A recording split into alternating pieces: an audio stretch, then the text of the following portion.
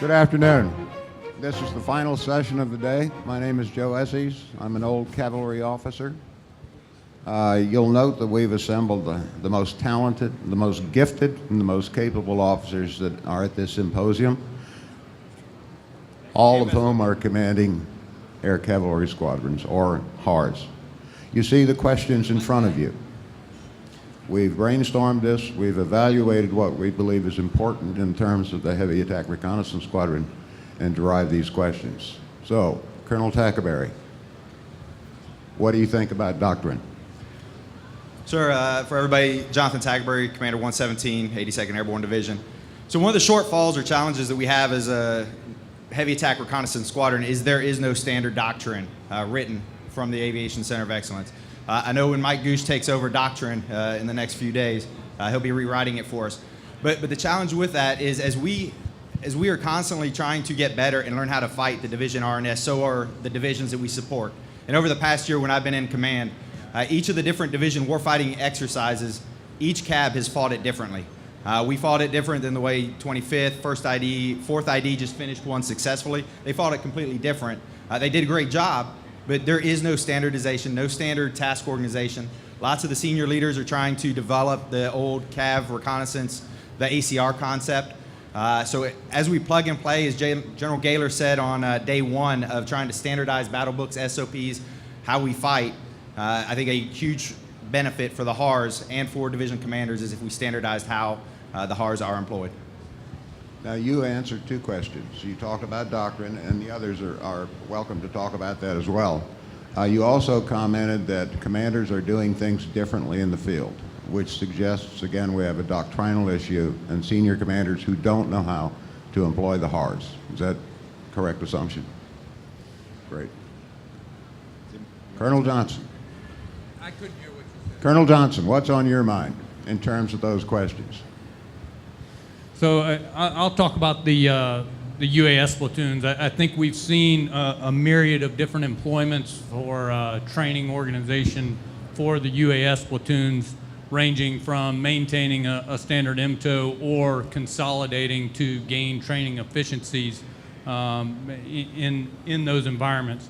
For the organizations, and I don't think either one of them are right, wrong, or indifferent, but when we look at the trifecta of manning, equipping, and training, when we begin to mess with the manning or equipping, we're going to find different solutions for the training piece.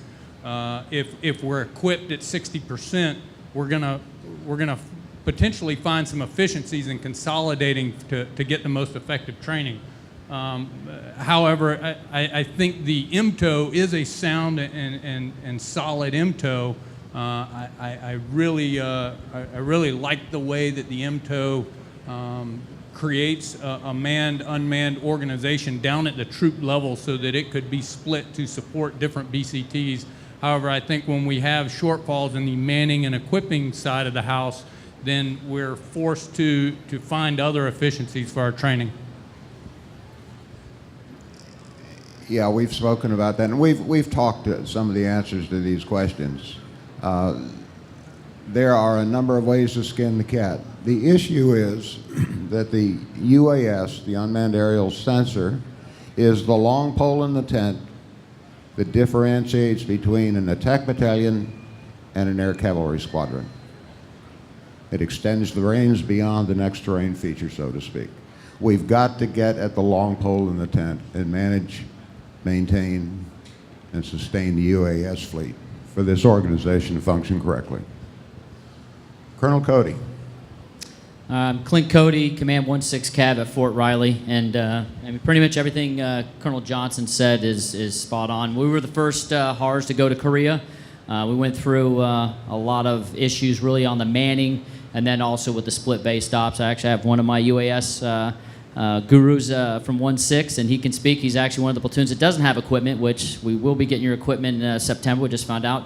But the hard thing for us really was the split base stops. So we consolidated all of our shadow platoons into one troop, put them up at Camp Mobile, and then working through airspace issues, and then also the manning side for IOs and trying to get, gain some efficiencies like you talked about was very difficult. And then when we come back from Korea, they're back to their organic troops, And then we have the turnover personnel. We don't have any IOs, and then we're 8 months away from another deployment. So, me personally, that's probably one of the things I've struggled with the most since I've been the squadron commander, is really just on the shadow side, just gaining efficiencies and building up. I got guys that are still going through all progression, just based on, you know, Fort Riley. The Shadow is a very finicky aircraft between the winds, the weather, the moisture, and all those seem to happen at Fort Riley majority of the time that we're there. But you know, it's something we can get through, but I think we're just, you know, with the deployment cycle with 1/6 Cav deploying again here shortly, and then another deployment's already on the horizon after that one, and with the personnel turnover, it's just very, very difficult to train to where we need to be.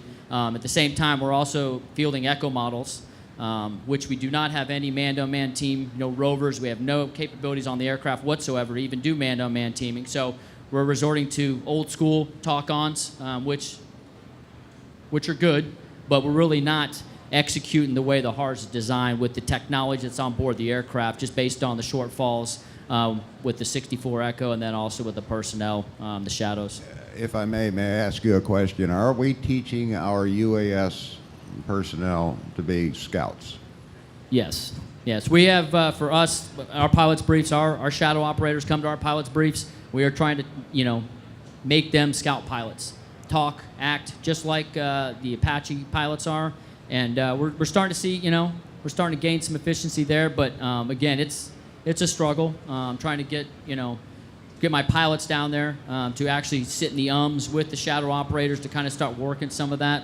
But, you know, there's a lot of things that we can do. Just a lot of it comes down to time, and we're just running out of time. That was one of my stomp the foot questions, to make sure that we got the right answer on that. Sir, if I could add Sure. something on that. When we look at the shadow platoons, we really have two different shadow platoons that are two different types of shadow platoons across the division that look very similar and are employed very differently. The BCT shadow platoons versus our shadow platoons. And now when you have a population of UAS operators that exist in BCT shadow platoons, and we're training them to become reconnaissance experts, now there's a gap where the BCTs might be using their shadow platoons in more of an intel role or a surveillance role, where we're trying to employ them in a reconnaissance role. Is that I a just wanted to doctrinal highlight that issue, difference. or is that a TTP issue? I'm Is sorry? that a doctrinal or a TTP issue? I don't know. I don't know. It kind of is it's kind of a Manning issue. I'll jump in this. Jamie of the Valley 617 Cav, that's in Fort Carson in Colorado. So what we see, exactly what he's talking about there, because there's a difference in both the training between what the aviation side does and what the BCTs do, and there is a Manning issue that goes around both those. So the whiskeys, there are 15 whiskeys in both those, if you will, shadow platoons, they're needed. So they go back and forth. So what happens is, what we do is train our guys to be proficient in MUM-T, which is a different skill set completely than what the BCT guys are doing. So when the deployment cycle requires them to move, they move out of the aviation unit. I think we've discussed it up here, this team up here, and we all have seen the same thing. They'll flow out of the aviation organization and into the ground BCTs just prior to deployment. And that's just to keep manning up. That's a bigger Army problem. But what that creates is that loss of training. So if you work MUM-T, you work guys that are integrated with your Apaches and flying together, fighting together, you suddenly lose them because the skills are just not present in the organization, meaning the division. Then you lose proficiency, and then you kind of go back to the drawing board repeatedly. So that skill set that I don't think the schoolhouse is necessarily developing, the scout mentality, the aero scout mentality, which I think the units are trying to do, you have a hard time coming back to build that up when we're all on the deployment patch chart about 9 months, back to back to back. So Well, it's hard you've touched on a couple things, but let me throw this softball out about training and deployment friction. Who wants to take that one on? Deployment friction with training shadows? No, the fact that we're right now talking peer-to-peer competition and Panzers, and you're looking at a deployment to Afghanistan in 3 months. How's that affecting the application of HARS? You just have to be flexible. So I mean, example, right? So we just 617 just came basically onto a new deployment to Europe. So we're going to be headed there soon, but we were training to go to Korea. Similar skills, but much harder if we're looking at Russia as the adversary. So you talk Panzer and the skills that we need, and that's a hard challenge. The other battalion in Fort Carson is going to Afghanistan. So their skill set is what we've been doing for 15 years. They're going to operate at 2,000 feet above the WES, small arms, stay lethal and stay alive. So yes, it is a different training cycle. In 4th Cav, we've kind of developed a training curriculum. It's about 6 weeks long that puts aircrew through both LCT, AVCAT missions, and then live missions to reintroduce them into the low altitude realm and actually plan missions, do deliberate attacks on enemy air defense systems hard, and culminates with really no comms type missions, which, it's hard to get to that point. But bringing aircrew back to Afghanistan, that's the risk that's hard to manage, is manage them to get back into that low altitude realm, yet still maintain that skill set. Thank you. Colonel Schaffner, you want to take something on? So what we've worked on with 3-6 out of Bliss, and I'd say we arguably have one of the best training facilities and some of the best weather to support this out at Fort Bliss, is that we've tried to develop a curriculum for both the manned side and the unmanned side. And as you said, the shadow is what differentiates the HARS from the attack battalion. And we have to embrace that and train it based on whatever limitations the Army hands us as far as equipping, and then where there are training shortfalls or doctrinal shortfalls, we need to fill those gaps. And I think maintaining as close as we can to current doctrine for ground cavalry operations, just the cavalry, building the cavalry spirit. So we talk about man-unmanned teaming, right? I think we need to get better at defining that and what it's for, and not necessarily differentiating that or making that an aviation-specific term, because a shadow can team as well with a ground cav unit as they can with us. A little bit different capability, but the teaming is there. The teaming aspect is there, and if we can build that amongst our whiskeys, when they go to the ground or to the ground brigades, they can help propagate that. We're really trying to build, Aero Scouts in the most pure form that can go and spread that to whatever unit they find themselves in. So that's kind of what we've been working on, working pretty diligently toward in 3-6, and we've been passing it on and sharing a lot of lessons learned with the rest of the commanders here.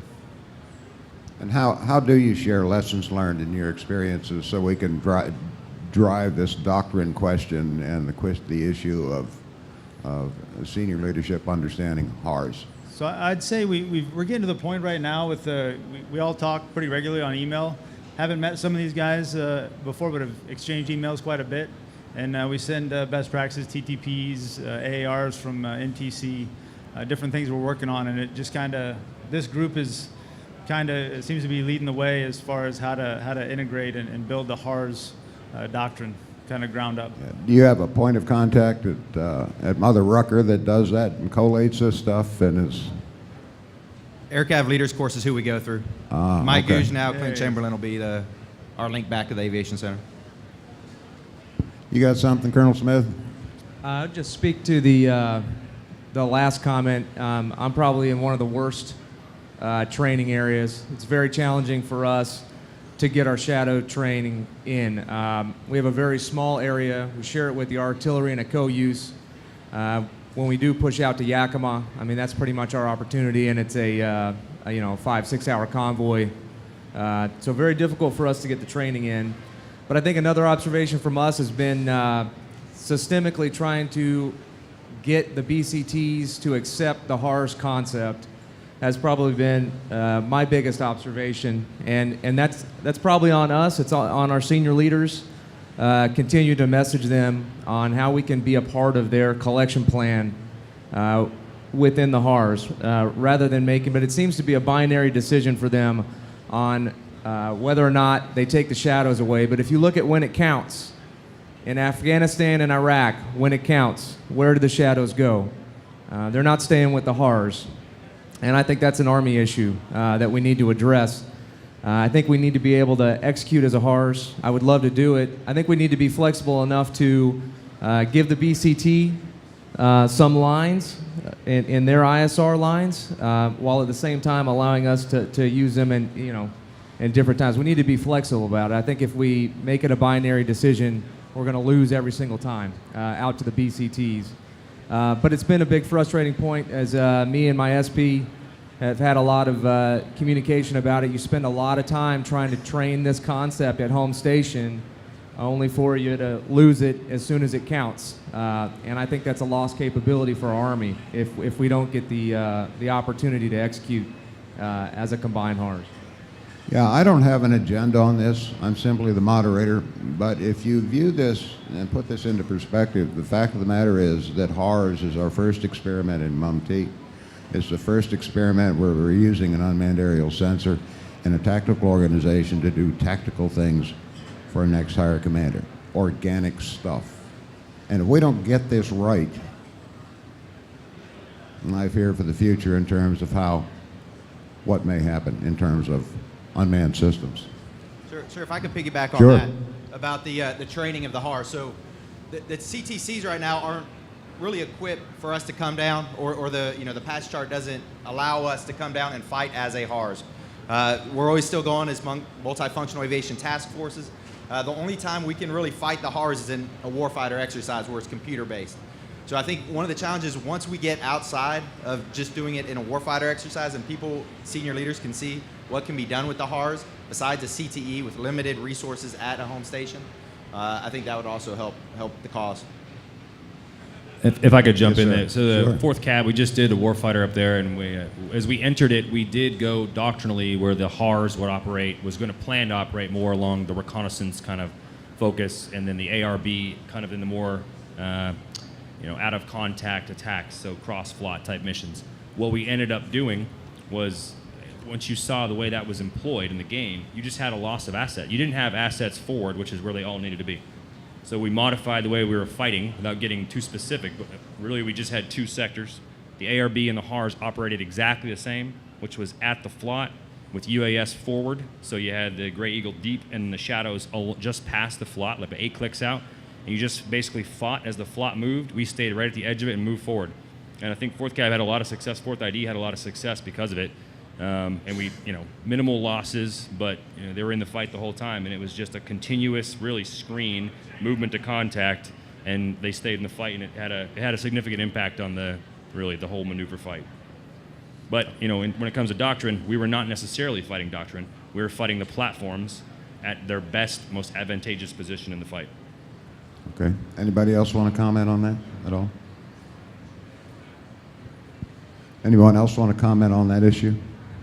How about, let me prime your pump a little bit with facility requirements and co-location and training areas for your UAS.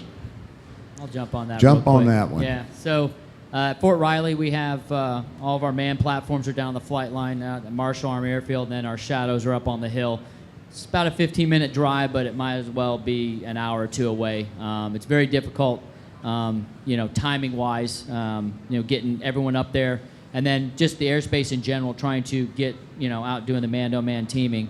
And then we had that problem at Riley, and then we go to Korea, and now we have shadows up at Mobile, aircraft at Suwon, and at Camp Humphreys, and then a very, very even smaller airspace, and just compounded that problem even more. And then we come back to Riley, and we're running the same thing. But I think that was one of probably the biggest things, and I'm sure Sergeant Whiff, he can speak about really, building that team effort, I think, within the troops. And I push my troop commanders, they need to spend a lot more time up there, starting building that rapport, because it just made it very difficult. I think if we would all been on the flight line from day one, and then we branched out later after we've already kind of built that rapport, built that team, I still feel like, my shadow platoons feel like, the redhead stepchildren of our squadron, which is not obviously what I want. It's just very difficult, just even with the 15-minute, drive up the road. It's amazing to see some little differences and, having to bring them down. We go up there. But that definitely been one of the challenges. I wish I could have them on the airfield with me, and I've talked to people that have theirs co-located, so it seems like things are working a lot better. But that's just the nature of the beast with the airspace there at Riley. Maybe one day we can get it to where we can do it, because we have Gray Eagles flying there, but for some reason right now they don't want to take the risk on having shadows flying the same traffic pattern with us. Yeah, as I understand it, each of the locations that has a HARS all have different issues peculiar to the location, co-location of their UAS, as well as facility issues and the airspace things. The reason I asked the question was to illuminate the issue. if we can't do it at home station and standardize what we're doing, we can't do it in combat. Can't do it in a big fight. Come on, guys. Colonel Smith, you got anything? I got something to add to that, the home Yes, sir. station discussion. So at Fort Bliss, we have great facilities, as I said, but right now our shadows are pretty far removed from our flight line, much like everybody else. It's what happens when you're your next door neighbor's International Airport. But They have Wismer, your shadows? no, they're McGregor. Okay. McGregor. So what we've attempted to do is we'll bring slices back because you kind of want to train like you fight. So we'll put a ground control station at the hangar, and we have the antennas up on the roof so they can take off from McGregor and then control it from the hangar so they can be involved in all the briefings and everything, not drive the 30, 45 minutes back out there back and forth to do the issues. But we fall back a lot where we'll have it up and set up and it's working great. And then, a GCS will go down out at McGregor, and then we got to move that. I mean, that's our our extra. So we have to send that out to McGregor, so we lose that capability. We tried to do the portable GCS, set it up in flight ops. It's one of those things that we're trying really hard to do, and I think all of us realize the value of being co-located and letting that cooperation build. But there are a lot of limitations. Airspace, material-wise, that are keeping us from doing that at the rate I think that all of us would like to do. Yeah, who needs that one in their rucksack to deal with? Well, I honestly think I don't know about all of you, but I know that we have expressed the need for better reliability in the equipment and through the PM office. So that piece. We've been working the airspace locally ourselves for a while. I think if the regional offices would pick that up and try to make the FAA more comfortable with the shadows, I think that we would make some strides forward, or potentially, and there are a couple small things that would make the shadow more palatable to general aviation. I've personally flown shadows out of Skila in Victorville, out of their airport. We just had to get the right level of approval. It was pretty high level, but it worked. I think that we see a lot of these federal regulation or regulatory as limitations and not necessarily as a discussion starter. So I think that we move forward with hitting on the airspace plan a little bit. We could do better. I think across the Army. Yeah, I'm going to jump in on that too, because that's something we're working on right now, is trying to get our shadows in a hangar space co-located with us. We've made incremental improvements. Some of the biggest improvements that I've seen are just the smallest things that you wouldn't even think of, but reshuffling who speaks when at a PC meeting, giving them a seat at the table. Little things I noticed when I got there. It was like go through all the man stuff, walk around all the shops, and then at the end it was, hey, y'all got anything? So getting their own DSR, making them brief co-located with the other platoon leader as the troops go around has made a huge impact. We're trying to work right now to get launch authority on the airfield. I don't know how it's going to pan out. It doesn't look that promising for us. But that was the way I described it. There's nothing worse than watching these young soldiers who want to go train that have to plan 60 days in advance, in our range complex, to put a request in for a frequency. It's just such a big deal to try to get that aircraft up in the air. We need to get to a point where they're on the flight line just like an Apache, and these guys can request a frequency and go fly the same day. And I don't think until we get to that point we're ever going to achieve the proficiency that we want out of the platform, because it just can't get in the air enough for us to connect with them and do MUMO and that sort of stuff. I can continue to send them to Yakima. It's not a problem to get the flight time. I don't think it's about that. I think it's about quality training. And I think all of us would admit in here, everyone likes to have a 6-week training calendar pushed out, but how often does that work out for us? If we don't have a rapid deploy capability where these shadows can launch and do training with us tomorrow, I don't think we're ever going to get to the point where I would like to be. Thank you. Colonel LaValle? Yeah, one interesting thing we saw at Carson was, so our Shadows just started operating from the airfield in January. They had previously had to drive about 2 hours convoy down to the southern end of our ranges, same thing. They'd stay out there for 60 days at a time, come back in each week, just to get enough flight time, because the winds, Carson are always putting the Shadow out of tolerance to fly.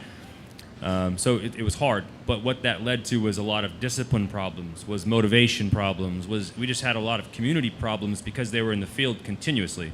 Then they'd go to NTC, then they'd come back, and they're, it's constantly about flying more hours. Once we began operating from Butts right there at Carson, the thing we did not predict that we saw was they were not used to operating amongst congested airspace with lots of helicopters. That was a challenge, and it's been a challenge. We've had a couple issues, but getting them from a field site where they've been operating for really about a year plus to flying, with 120 more aircraft, we had some serious training issues that we had to identify and then go through. So something we're working out now, but their flight time has increased significantly. The quality of aviator or air crew is really increasing too for them, and they're now able to brief and fly with our air crews, same airfield. So it helps significantly, but it does introduce some new challenges that we didn't really anticipate that we're going to see. Thank you. I see folks in the audience getting nervous. I can see some twitching of wanting to ask questions. So I'm going to open this up to the floor, if you don't mind. Yes, Mr. Frazee. Thank you, sir. Tim Rickey from Lockheed Martin, former 3-6 Cav trooper, so heavy Cav. My question is in reference to manned and unmanned teaming and also the capability of the unmanned assets they're using. There is a pre-reading for the Cav Leaders course called Trading Stealth for the Saber, and it talks about developing the situation by fire, not just observation. So I want to know from your perspective, as you have both manned and unmanned assets in your formations, how do you see the ability to develop the situation and conduct a scout mission using those different assets? And then looking forward to multi-domain battle in the future, what kind of capabilities would you like to see in the future that you don't have now? I'll take the first part of that, and I'm going to piggyback on what you said earlier about first we got to define MUM-T.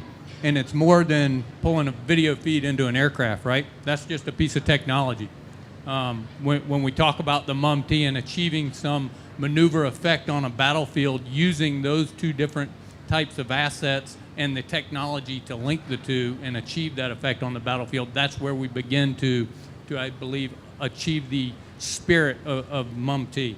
The technology is absolutely present. The technology is absolutely present within our formations. We have varying degrees, as you've heard, of challenges associated with training environments or equipping or manning levels. But the actual technology is there in order to achieve that effect, but also going further than just saying, oh, we went and did MUM-T because I pulled a video feed into an aircraft. That ain't MUM-T. Right? I'll jump on and say lethality. It's the buzzword right now, but if what we have is out there, if it can't kill immediately, then I think it's kind of a worthless piece of equipment. Really, when you get down to it, you talk about fires versus observation. I think fires is where it's at. And that's what we're always trying to do. And if we're shaping the enemy well before contact is ever made, then we're shaping the enemy. But not necessarily organic fires. True. No, I think the platform should have organic fires. That was my answer. So if I could add something to that, for as far as capabilities go, we have our fires plan, we have our information collection plan. If we could better figure out how to integrate those two items and build that kill chain further out. Ladies and gentlemen, the exhibit hall will be closing at 3:30. Approximately 15 minutes. The exhibit hall will be closing. Thank you. By 3:30, all children must be out of the exhibit hall. That's you, Tackerberry. All children must be out of the exhibit hall. Mr. Frazee. Mr. Frazee, get out. And another successful Quad A summit. We'll see you at the Soldier Appreciation Dinner tonight. And big and rich. Okay. back to the question. So what I'd like to see is better systems to integrate our collection and our fires. We talk about doing our mum-T and putting our shadows up and passing targets to the Apaches, but there are plenty of systems, joint and otherwise, that can pick up targets and hand them to us. So we work big on our NTC rotations with queuing, and it's kind of one of those aspects of collection that people just tend to forget.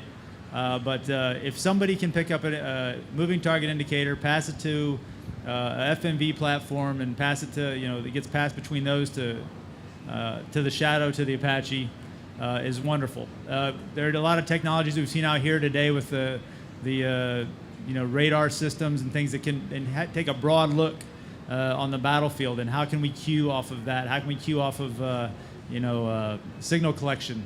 If we can integrate that network and make our fires more effective, and make our each Apache sortie come back empty with a bunch of burning hulks on the battlefield, I think that's what we need to do. But I think that emphasis isn't always there, where we kind of insulate ourselves to what our capabilities are, instead of trying to figure out where the rest of the battlefield can support our maneuver and make us more successful. I'd like to add as well. So I know it's not all about just pushing feed into the cockpit or pushing our feed out, but one of the material challenges that we have that's on the slide is the UR kits. For a HARS not to have UR kits on their aircraft like they're supposed to. I have 2. He's got 3 for 21, 24 Apaches. So how do you do man-to-man teaming with the video feed aspect if you don't have that equipment? If you're Lockheed Martin, spike and loss would also be nice for every aircraft. And that was the answer to the Panzer question too, by the way. Warren, where are you at? Turn it off, Mike. Yeah, no, right here. Okay, good. So we've got an answer to Panzer, so the country can just, sleep tight tonight. I can't hear you, sir. So Panzer solved, no problem. So I'll go on to a cavalry-related question, meeting engagement particularly. Enemy, so Panzer, example of fighting a peer competitor. The Russians, Orlan 10, like your shadows, when that shows up overhead, that's your 15-minute warning that your grid square is going to disappear. 9L52 is going to make sure that's smirched into the dust. All of our enemies have similar systems. Even Iran last year streamed video out internationally of them looking down on American UAVs over the Levant. So with our ground forces limited by their air defense, we kind of divested SHORAD a long time ago, IFPIC and things like it. They can't go over swamps. They can't go on hillsides. Maybe aviation is the fight tonight capability to defend against those things. In the Black Dart exercises, more than 14 UAS were shot down by Apaches. You gentlemen who own the resources of both the UAS and the attack helicopters, what sort of training initiatives are you working through to train both the unmanned unmanned crew to see an air intercept and vice versa?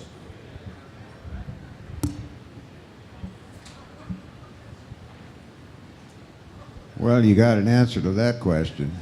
I think, let me just summarize. So your question is, what are we doing to really counter UAS? Is that right? Enemy UAS from the Apache and from the UAS crews. Is that your question? So it's a variation of the manned-unmanned. So in counterinsurgency, stream the video, see the dude on the motorcycle.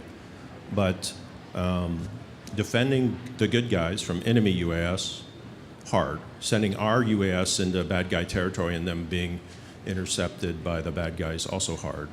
You own both ends of that equation and have the organic capability to train that problem set, organically, fight tonight capability that nobody else possesses. Has that bubbled up as something to do till now? Over. So you're saying the counter UAS, or to be able to counter an air threat to the ground guys with our assets? And practice intercepting. Yeah, I'm not. I'm not training to that. I think there's a lot of technologies out there when we enter into frequency interruption or frequency jamming type capabilities that are better suited for a counter UAS fight than trying to intercept a shadow. I think what you're getting at is, do I train to fly a shadow into a UAS that's flying across the airspace? And the answer is no to that. Yeah, so we'll keep it at the appropriate classification level. But we tend to mirror image. They will do it the way we do it. And so the way we do it is streaming video and constant data link and no loss link and somebody actually operating the air vehicle all the time. Doesn't have to be that way. As some of our, some people, not us, will just program it, have it fly the profile, do what they want it to do. If it comes over us, maybe the response that we have readily available is to have a longbow radar and a L-7A missile, because we've shot down these things, and go out and find them. And that's, it's not hard, but it's just different. And you guys can have, your own OPFOR, if you will, go in both directions. So I was just curious as to where that had been thought about previously. Thanks. I think the answer is no. These, all 6 of them are like hogs trying to read a wristwatch. When you ask that question, the first question that you ask about Panzer, I think the Gotcha. answer to the question Panzer is, from a material solution, no. All we do when it comes to UAS, the only thing we've done is in the simulator. We have a DA focus simulator kind of excursion where they go through in the LCT. We've introduced an air threat throughout the entire thing. So we haven't found a UAS, but we put like Hinds and things in the simulator to constantly have, and they're at higher altitudes, so you have to look up, but it makes them constantly have to look up to at least scan and flare, which they'll pick something up pretty far. Engaging, it's a different story. I mean, the Israelis just showed that they can hit with a Sal Hellfire, a Hunter-sized UAS, pretty effectively, straight and level. So, I mean, that's probably our only answer at this point until Lima 7's out in the street. But that's the only thing we've done to integrate kind of the third dimension of looking up instead of just down. Yes, sir. Hey, Lieutenant Colonel Seneca Pena. I'm with TICOM Recon Attack for Eszes. And so we're hearing there's a lot of issues really with kind of breaking into the mindset of integrating this new capability that the HARS provides. For the things that you can control, and really I just want to kind of, there's 1,000 of them to dig into, but one I wanted to try to get your thoughts on was the frequency management piece, right? Because that I think is one of, if you can't get space and time to train, then you just have a bunch of soldiers and you have all those problems that you deal with here. So, one, within your specific areas at home station, do you feel like they're making progress towards cracking the frequency management nut? And then 2, when we're talking about some future upgrades that are coming in, everybody, and I mean everybody, is looking to get their own UAS. So when you see a BCT rolling out, it's not going to be with just their shadows, their future tactical UAS. The Medcom guys are looking at stuff. The sustainment guys are looking to have stuff. You're going to have a swarm of UAS around there. So as you guys are breaking the ground for how we actually train at home station with UAS and working with the limited resources of what, like frequency management is, what are your thoughts on, as some of these capabilities with the other units, especially the ground forces, are going to start to want to dig into even more so with UAS as they're trying to get their stuff in the air. What are you guys thinking about that kind of shift that's going to happen and that training draw that's going to come up in the next few years, I think, in the future? I think you're spot on that there's going to be more users of airspace in the future and frequencies to your specific point. I think many of us and probably many of you in the crowd have been uncertain on whether or not a BCT has a Raven in the air, or have looked out your cockpit window and been flying formation with one. So I think that's incumbent upon the airspace users and the enterprise within a division to set up, and frequency users to set up processes to be able to manage those things. And that I believe is done at the division, BCT, or CAB levels, depending on whether we're talking frequencies or airspace. At Fort Bragg, they're trying to, because there's only a few spots you can actually launch from Fort Bragg. There's only 6 or 8 allocated frequencies. So instead of assigning frequencies to the brigade or squadron when they're asking for it, they're thinking of just assigning them directly to that piece of land, knowing that this launch site only can launch 3 different units. So give that launch site 3 frequencies at all times. The other one, 3 frequencies at all times. So when units show up, when you request the land, frequency is already there. That's one way we're trying to do it. It's not done yet, but that's kind of the plan, the way forward. I think, being from Tickham, I'm going to turn this on you. If there are that many, potential UAS users, we have to make sure that that's in the requirements document, that there is a frequency band or a method of communicating up and down link and control frequencies that will allow for the battlefield to support that many UASs. I mean, and if we don't capture that now, we're going to end up in a situation like we always end up in, where we're limited by something that shouldn't be limiting. So as we move forward, I think that's something that we should definitely make a priority, is making sure that frequency management piece is part of the discussion and one of the first things we talk about. Yes, sir. Okay, thank you. Hey guys, I'm going to ask a question about what I'll call a UAS surrogate for potential home station training. And what I mean by that is there is an Apache PM in 2012 timeframe used a 58 Charlie that had a pilot on it who of course can see and avoid and fly on a VFR flight plan, and it's got your Shadow sensor in it or your Gray Eagle sensor in it, and it has the same hardware to receive your waveforms to it, and the DOT&E, which is the SecDef level Directorate of Operational Test and Evaluation, accepted the use of this thing during the Apache Block 3 follow-on test and evaluation. That thing still exists, but it's in mothballs. It would need software upgraded to the version that you've got right now. And on its way are the FAA rules and ground-based sense and avoid and that kind of stuff. But you guys are talking about training requirements for like in the next 3 to 6 months because of deployments. And you're talking that the vision that we all hoped to realize when we retired a platform and when we created the HARS is not really being realized when you guys are going down range. So my question is, if such a thing could be resurrected and could do a road show 6 weeks at a time at Campbell, at JBLM, at Bliss, at Riley, do you think that would be something that you would be interested in using? It could train 15 whiskeys if you wanted to use your GCS. If you don't want to train them, it can train your troopers in LOI 2, 3, and 4. And once you start walking, it can train your staffs for the integration, pretending it's a Shadow or a Gray Eagle. And the only thing you're not exercising is launch, recovery, and maintenance of the UAS itself. Thanks, guys. I'm getting a get the hook sign from the smart guys in the back. Can we continue that once we get off video and so forth with these guys, if you don't mind? You made a very telling remark, and I'll leave this as we close. We are not maximizing the potential of the HARS, in a nutshell. Any further questions? Thank you very much for your attentiveness. Squadron commanders, you are indeed the brightest, smartest, best-looking guys in the whole building. Thank you.